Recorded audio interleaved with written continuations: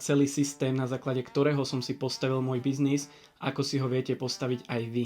Volá sa to rastový ekosystém a má to určite postupnosti a body, ktoré nemôžete vynechať. Ako náhle vynecháte jednu z týchto vecí, tak to nebude fungovať. Ako prvá vec, ktorú som potreboval vedieť, je, kde sa nachádzam. Čiže ja som sa nachádzal na úplnej nule, mal som 0 followerov a potreboval som zistiť, čo budem ponúkať a komu to budem ponúkať, čo vlastne budem robiť. Čiže ako prvá vec je tvoja ponuka a publikum. Na to som potreboval prísť. Ako ďalšia vec je vlastne presne ten ekosystém. Čiže keď na začiatku viete, čo vlastne idete už ponúkať, aké je vaše publikum, tak potrebujete vedieť, ako tých ľudí dostanete na svoj Instagram a ako ich celým tým procesom dostanete až k tomu, že si od vás niečo kúpia a ako ich dostanete k tomu výsledku, ktorý od vás očakávajú.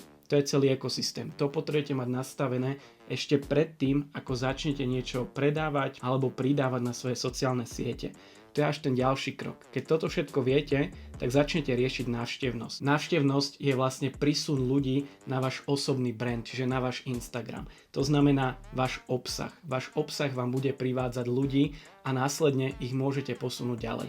Čiže potrebujete vyriešiť to, aký obsah budete pridávať, kedy ho budete pridávať a celé si to naplánovať, aby to dávalo dlhodobo zmysel. Keď už toto viete a začnete tvoriť obsah, potrebujete začať budovať dôveru. Čiže potrebujete mať správne nastavený Instagram, YouTube, bio, svoje pripnuté príspevky, čiže obsah, ktorým si budujete dôveru s tým svojim publikom. Lebo ako náhle človek vás nepozná, nevie, s čím mu dokážete pomôcť, tak si od vás ani nič nekúpi. Následne potrebujete začať riešiť konvertovanie, čiže ako toho vášho sledovateľa, ktorý sleduje váš obsah, dostať až k tomu, aby si niečo kúpil.